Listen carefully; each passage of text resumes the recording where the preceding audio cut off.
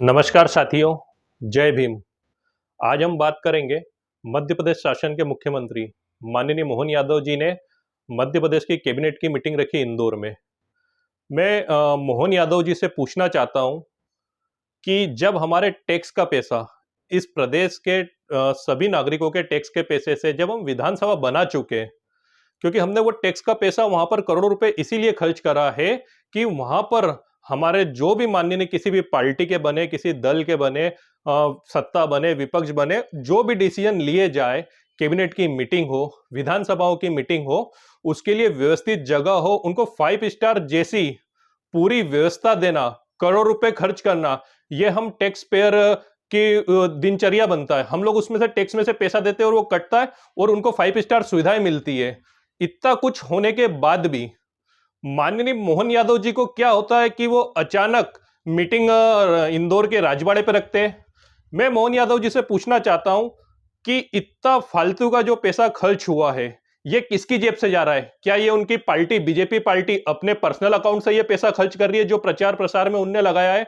और मैं देश की प्रदेश की जनता को बताना चाहता हूं कि मध्य प्रदेश की अगर कोई राजधानी है जो आर्थिक राजधानी कहला सकती है तो वो इंदौर है। इंदौर एक व्यापारी हब बन गया है। इंदौर में हजारों लाखों स्टूडेंट, हर प्रदेश के आए हुए स्टूडेंट इंदौर में है।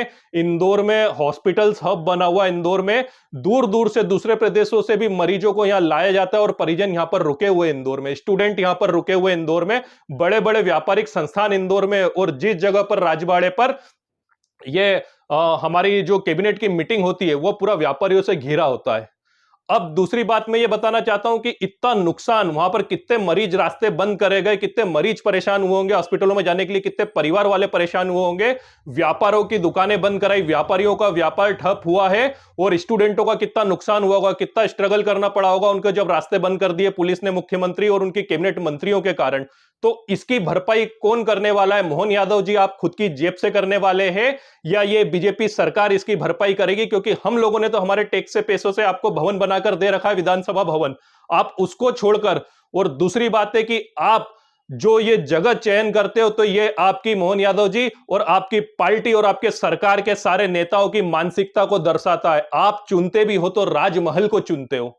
आप कैबिनेट की मीटिंग करने आए हो, आप चुने हुए नेता हो या राजा बन गए, मुझे यह समझ में नहीं आ रहा। यह तानाशाही का सबसे बड़ा उदाहरण है। और मैं मानता हूं कि मोहन यादव और पूरी कैबिनेट और पूरी बीजेपी ने जो राजवाड़े और जो राजमहल को चुना है कैबिनेट मीटिंग के लिए, यह संविधान का पूरा अपमान है। मैं मोहन यादव जी से पूछना चाहता हूं, उन्होंने राजमहल ही क्यों चुना है? वहां पर 4,000 रुपए प्लेट की थाली क्यों आई और वो राजा जैसी कुर्सियां क्यों लगाई गई?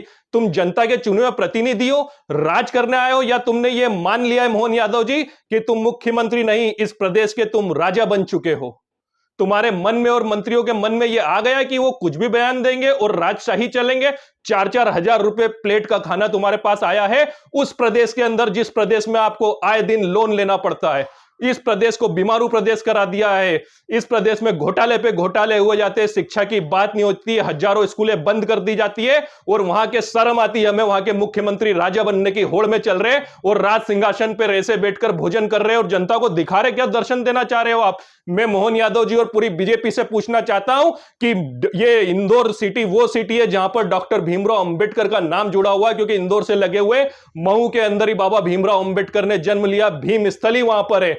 तो क्या ये कैबिनेट की मीटिंग यहां पर इंदौर के राजमहल को छोड़कर वो बाबा साहब अंबेडकर जिसने वो संविधान दिया, जिसके खातिर आप उस कुर्सी पे बैठकर राजा बनकर बैठे हो और 4,000 रुपए की थाली का लुत्फ लेकर इस देश की गरीब जनता को दिखा रहे हो कि हम लोग कैसे ऐशो आराम में जीते, हम लोग राजा महाराजा, ये दिखा रहे हो? तो आप क्यों महू के अंदर जन्मभूमि, भीम जन्मभूमि के अंदर ये कैबिनेट की मीटिंग नहीं करी आपने? ये सच्ची श्रद्धांजलि होती अगर ये कैबिनेट की मीटिंग डॉक्टर भीमराव अंबेडकर भवन में होती, क्योंकि वो ऐसी जगह पर है जहां ना स्टूडेंटों का नुकसान होता, ना हॉस्पिटलों का नुकसान होता, ना व्यापारियों का नुकसान होता।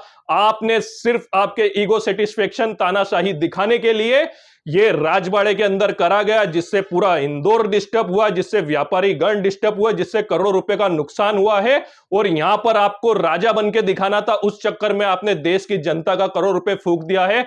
मैं माननीय सुप्रीम कोर्ट से मैं आग्रह करता हूं कि इस मामले में पूरा संज्ञान लिया जाए और किसी भी प्रदेश के मुख्यमंत्री ऐसा नहीं करे, इसलिए इस पे दंडित कार्रवाई करी जाए और जितना भी खर्चा इसमें हुआ है और जितना नुकसान इंदौर बंद रहने के कारण, वो व्यापारिक क्षेत्र बंद करने के कारण हुआ है, वो इन लोगों के और इनके कैबिनेट मंत्रालय से सबसे इनकी जेब से लिया जाए, इनकी तनख्वाह में से काटा जाए, क्योंकि हम टैक्स पेयर है। हम इनकी अय्यासी, हम इनकी तानाशाही, हम इनकी राजशाही को नहीं सहन करेंगे। हमने इनको चुना है कि ये विधानसभा में बैठे, वहां पे हमारे लिए पॉलिसी बनाए, वहां पर नियम बनाए, वहां से प्रदेश चलाए।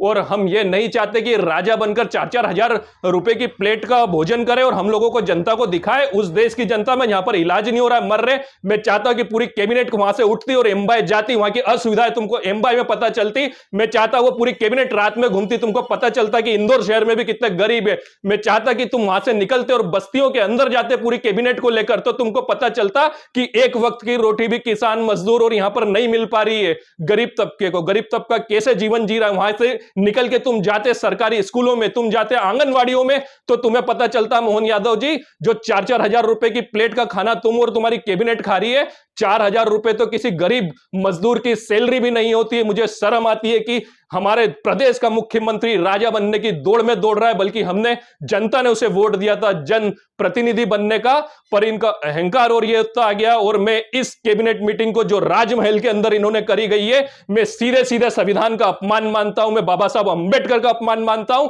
कि बाबा साहब अंबेडकर के क्षेत्र में आप आते हो, बाबा साहब अंबेडकर के जिले में आप आते हो, और उसके बाद आप राजमहल के अंदर कैबिनेट की मीटिंग लगाकर यह साबित करना चाहते हो कि हम राजा बन गए हैं इस प्रदेश के।